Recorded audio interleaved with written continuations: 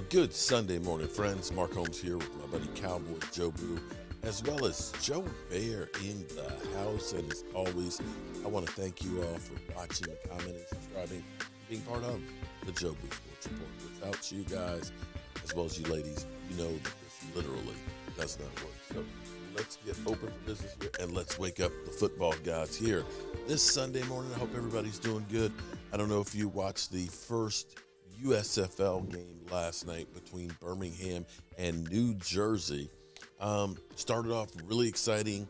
Got to be kind of a snooze fest there, and got exciting at the end. We came close to having actually the first overtime game there. And today there's not one, not two, but three games today.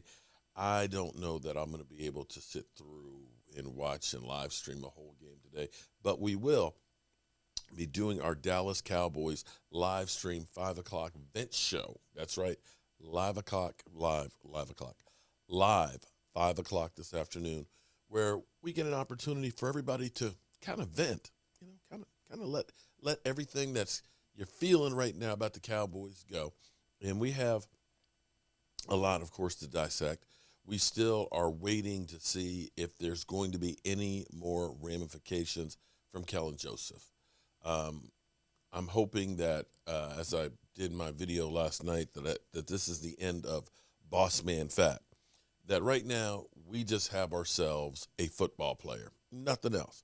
That he just puts all effort, all focus in on being the best football player for the Dallas Cowboys that he can be, and then concentrate on rap after he's done.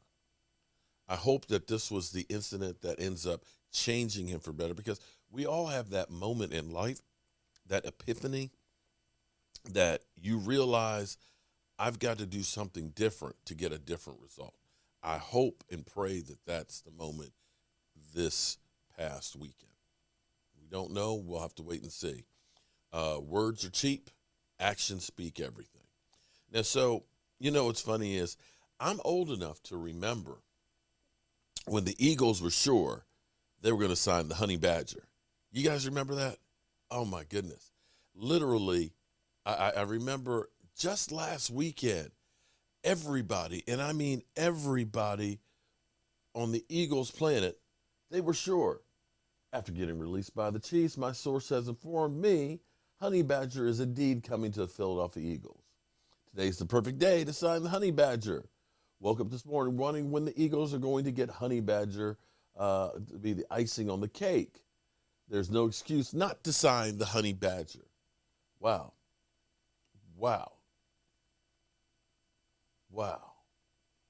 We have to get the Honey Badger this weekend. That was all last weekend. Can you believe that? And here it is. He's not signed. Anyway, back to the Dallas Cowboys. I have to say, Micah Parsons is living his best life. I have to say, in retrospect, the crowd that Micah Parsons hangs out with versus who Kelvin Joseph hangs out with, I dare say that I'm okay with the people Micah Parsons hangs out with. That Micah Parsons, of course, like I said, is living his best life, having fun, and definitely making a name for himself in the right way. Here it was last night.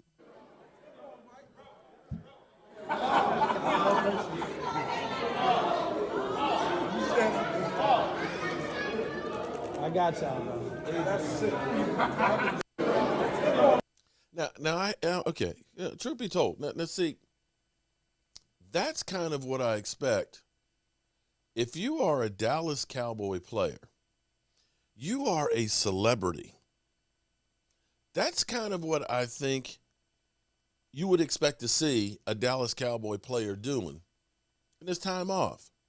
Out there in the public eye, having a little fun, hanging out with other former Cowboy players like Michael Irvin at the fight night and things, having some, photo ops done and stuff, as opposed to the photo ops we had with Kelvin Joseph.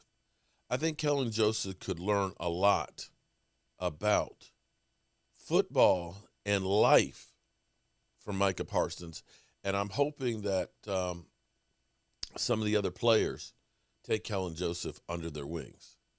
Now, here we are. Guys, tomorrow's Monday. Not this week, but the following week begins the draft.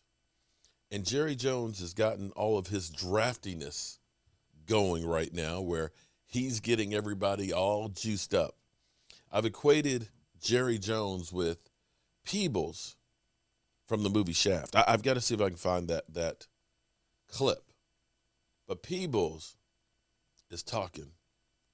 And in it he says, you know, when I go like this, 3 people die. And I'm telling you, that's Jerry Jones. When Jerry Jones speaks, everybody listens. Everybody, homie. So he says, the Cowboys could trade up. Everybody go like this. And they start running for the hills.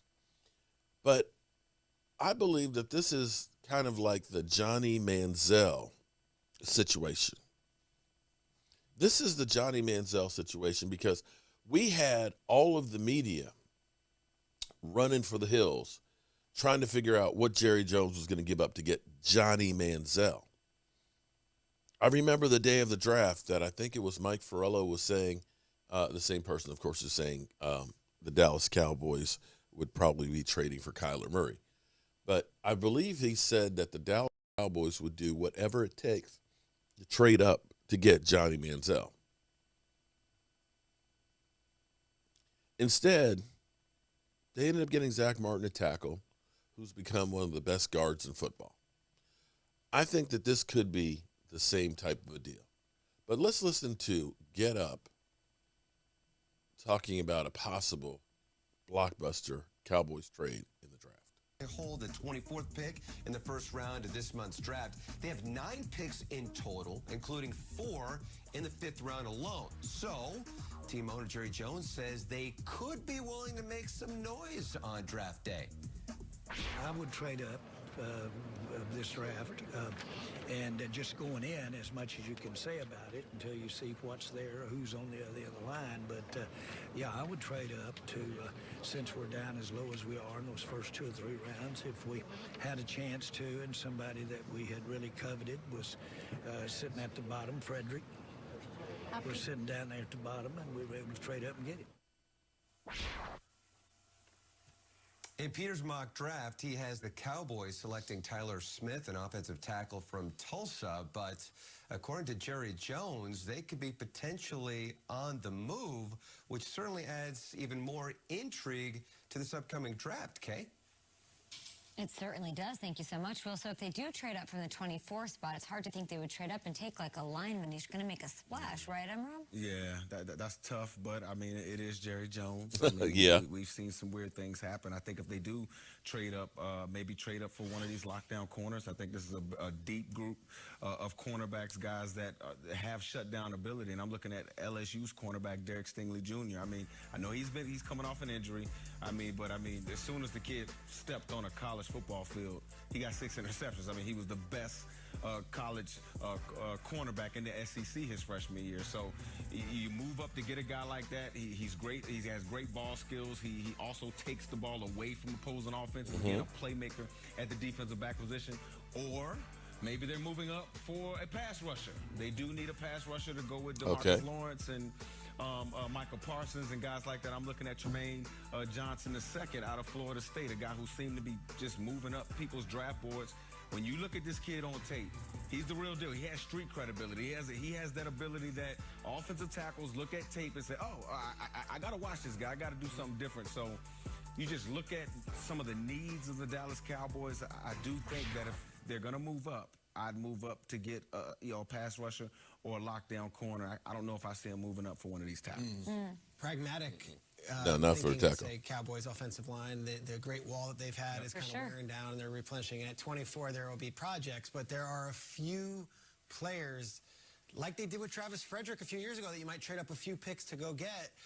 They traded back. They traded back for Trevor. Trevor. Trevor Penning, who's the angry player out of Northern Iowa, who we've highlighted several times. I look at Zion Johnson, who's going to be on our show later today out of Boston College, interior offensive line.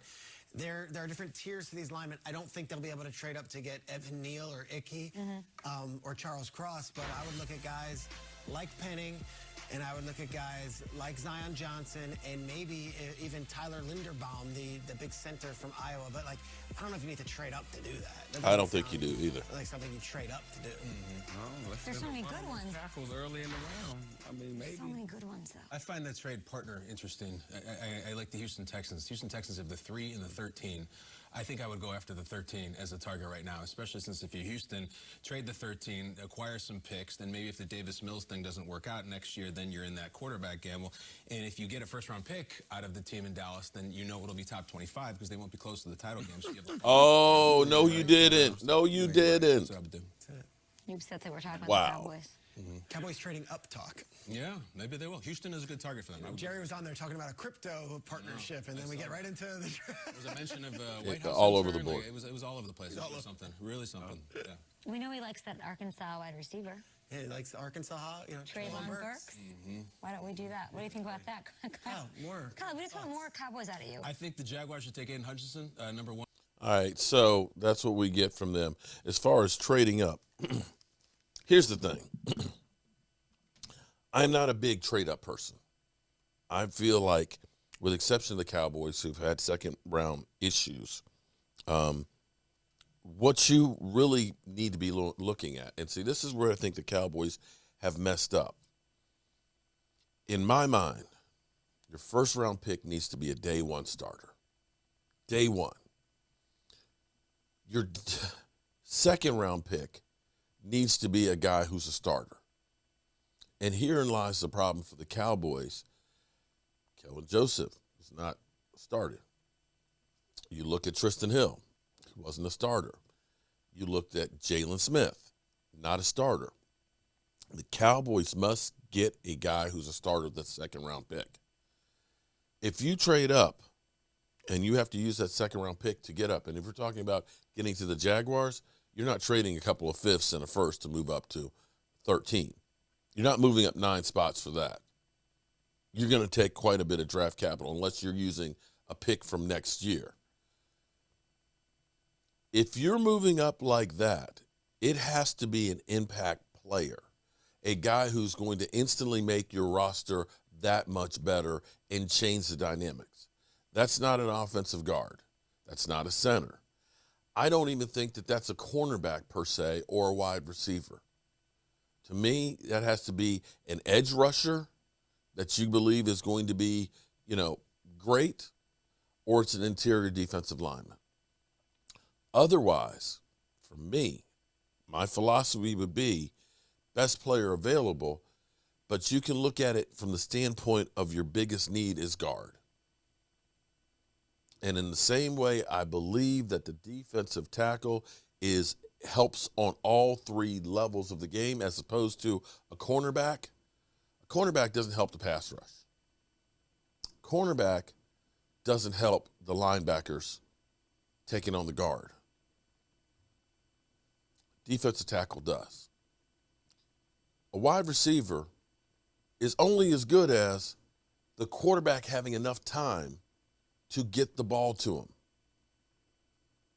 A quarterback sometimes is only as good as balanced as the offense is. If you get a guard who's not getting 13 penalties in a season, who's not getting ridden into the back of the quarterback's lap, you get a guard who can open up some holes and get to the second level, then Zeke Elliott becomes that much more effective. I'm not ready to say Zeke Elliott's done. If he can get past the injury problems and have some holes, Zeke will be a productive back. If Zeke is a productive back and teams have to worry about putting 8 men in the box because you've got a great guard who's getting to the second level, and the only way they're going to be able to stop him is putting that safety in there, then that makes the job that much easier for the quarterback, and your wide receivers don't have to be as good. So for me, if you are trading up you have got to be point blank huge, and you cannot miss. You cannot miss if you're trading up with the Dallas Cowboys, because you have to look at it from, we need a guard, we need a center, we need a swing tackle, we need a wide receiver, we need an edge rusher, we need a defensive lineman, we need a linebacker. And if you're taking 2 for 1, if you miss, you just really set the team back, especially with the lack of bringing in talent for free agency. So that's what we have to get going here.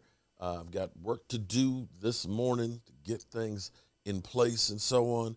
I hope everybody has a good day. Remember, keep my buddy D2 Stu in your prayers.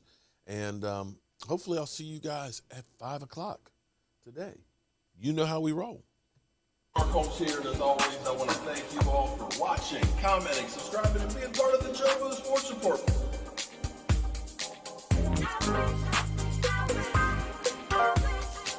Just did one hell of a job, and the only thing else I got to say is